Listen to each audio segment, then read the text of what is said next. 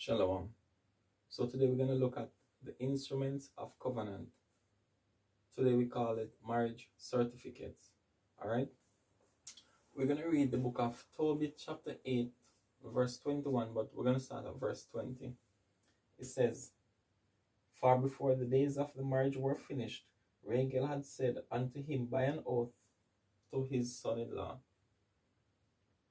that he should not depart till the 14 days of the marriage were expired, and then he should take the half of his goods and go in safety to his father, and should have the rest when I and my wife be dead."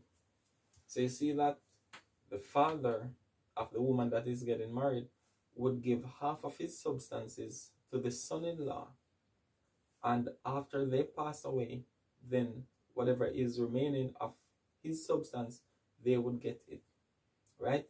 Because the blessings of the fathers were upon the marriages. Let's go to chapter 7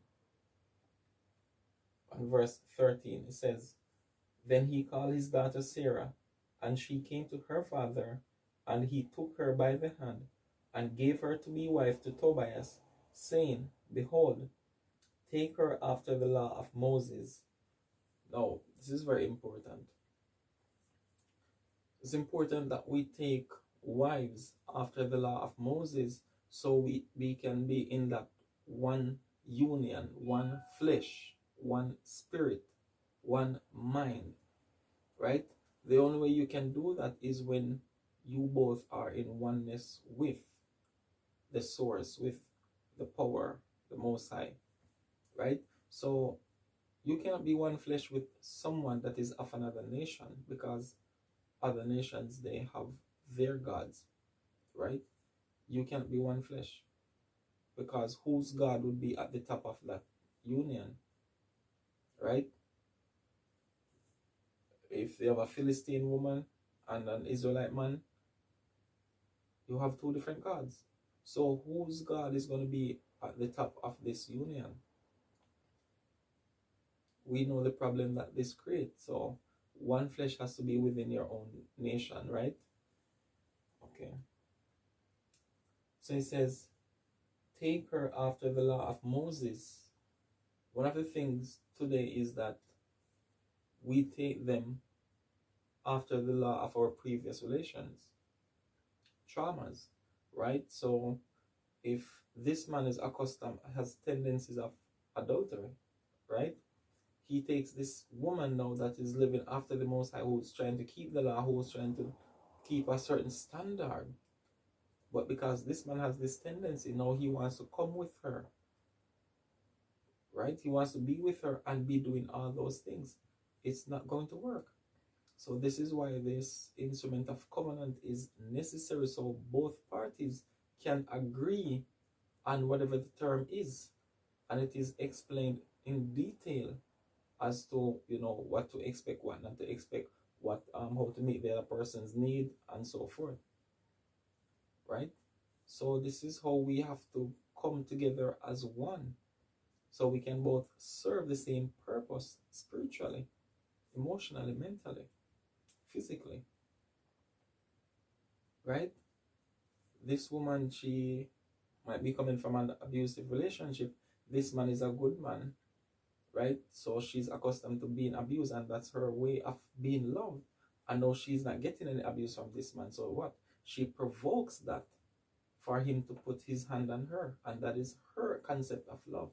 So this is why we both parties have to come to that agreement, come to that understanding, so you know actually what you're getting into, right? Whatever minor flaws and imperfections, you can deal with that through acceptance, right? And that's where you move forward. It says, and he blessed them. Again, the blessings of the fathers would be upon the relationship. One of the things today is that fathers don't even have a say in the lives of the daughters anymore, right? So that is kind of out of the picture, and that's a problem sometimes, right? Sometimes you can't even get together for some family gathering, right? Because probably her husband and her father cannot get along, or vice versa, or whichever way it is, right? So, and a lot of times also that what happens is that we take our parents out of the equation, right? So we just go on into relationships. We never have to do any form of introduction. Our spouse never met our families. They can't sit together. They cannot be together as one unit.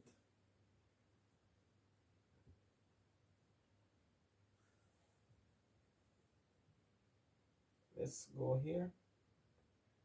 It says, and called Edna his wife, and took paper and write an instrument of covenants and sealed it.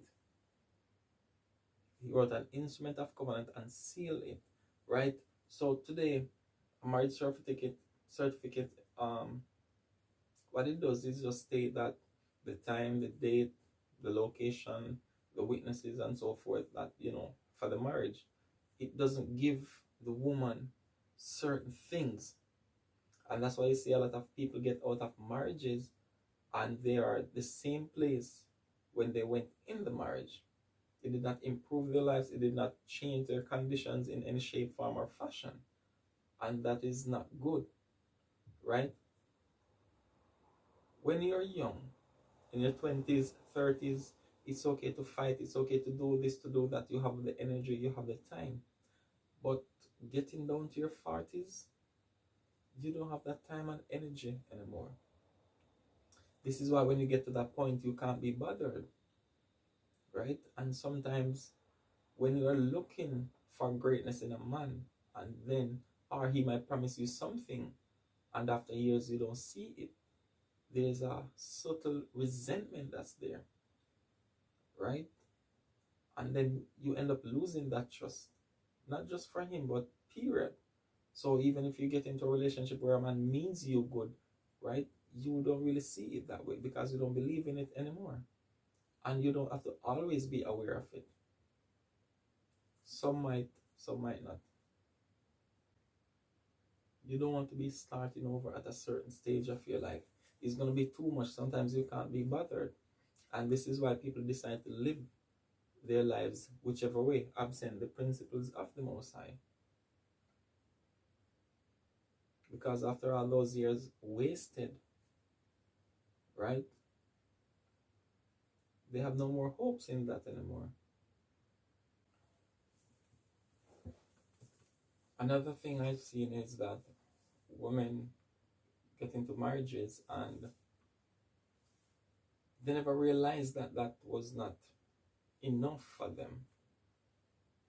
So if something happened to the man, right, say he passed away, guess what? She doesn't have anything. She goes right back to square one. Why is that? Getting into that type of marriage does not automatically put your name in all his bank accounts. It doesn't automatically put your name on his land papers, right? So this is one of the things we have to understand. When you're getting married in that sense, to what end do you get married? Just to say you're married because you have a piece of paper that is a legal proof that you're married to this person? No, what is important for you to do is to be administered on whatever he has. That is the true marriage. So if he has a car, guess what? Your name is on the papers. He has a bank account, guess what? Your name is in the account. He has portions of lands, guess what? Your name is administered to these things. So if something should happen to him, you and your children don't have to be struggling. So this is why they like to downgrade this, what they call common law marriage. No, common law marriage is biblical marriage. Because if you can live together with your partner, but everything he owns, your name is in it, that is marriage. They want to bring their ways of marriage or what it should be about to us. And we keep eating that fruit and causing problem in our homes. we're still dissatisfied.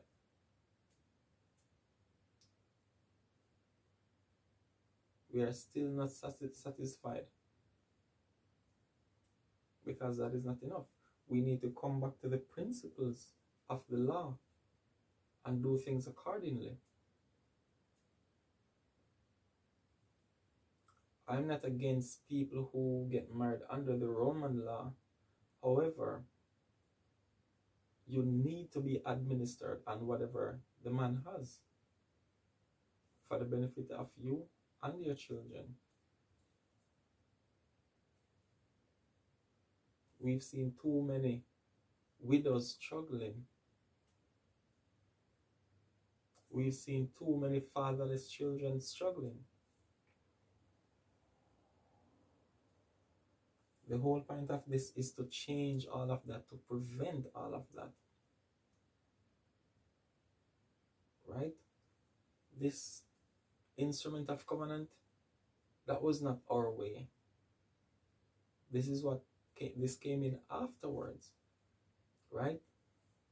Let's go to the book of Matthew, chapter 19 and verse 8. It says, he said unto them, Moses, because of the hardness of your hearts, suffered you to put away your wives, but from the beginning it was not so. So you see, Moses allowed this because of the hardness of our hearts.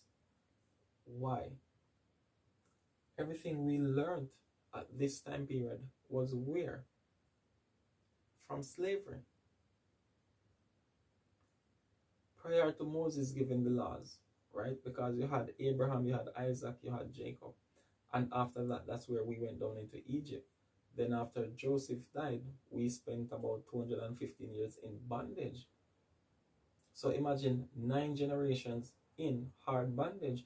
Everything you learned about relationships for that period is from what we see, what we were seeing in Egypt at that time. It's the same thing today. Everything that we know about relationships, marriages today, for the last 9 generations, it's the same thing. It's coming from what we've seen in America, in this society. So when it says, but from the beginning it was not so, what is it actually talking about? Let's go to Genesis chapter 24.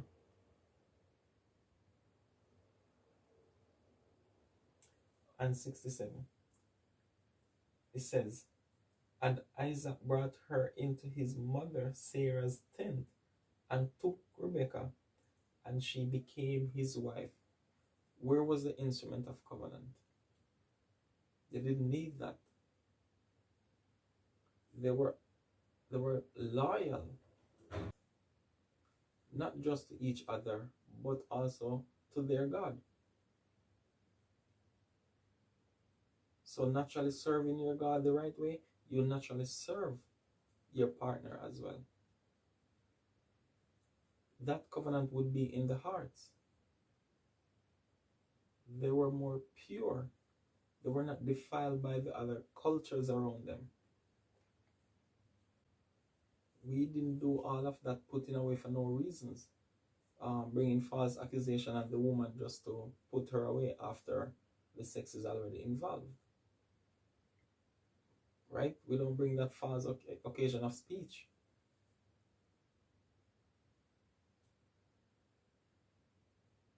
We honored marriages back then.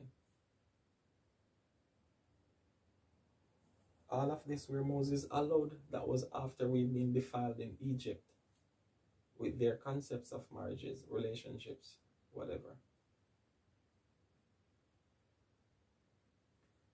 Even when you look at Jacob, even when he went with the bigger sister, and what he wanted was the younger sister, he still didn't put her away. He still treated her after the principles of marriage. But his preference was the younger sister.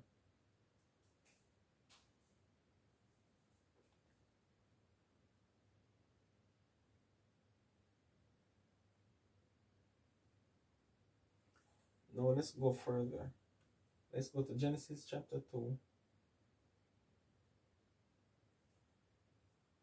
And let's start at 23. It says, "And Adam said, This is now bone of my bones and flesh of my flesh. She shall be called woman, because she was taken out of man. This is now family of my family." Right? Because she came out of the same Adamite's lineage. It's just like taking a woman out of your tribe. Bone of my bones, flesh of my flesh.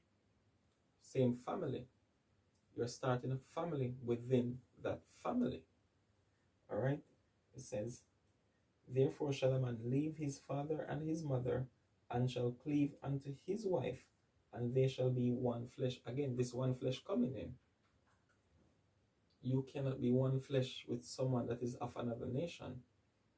In order to be one flesh, it has to have one God. Your God, the God of your nation.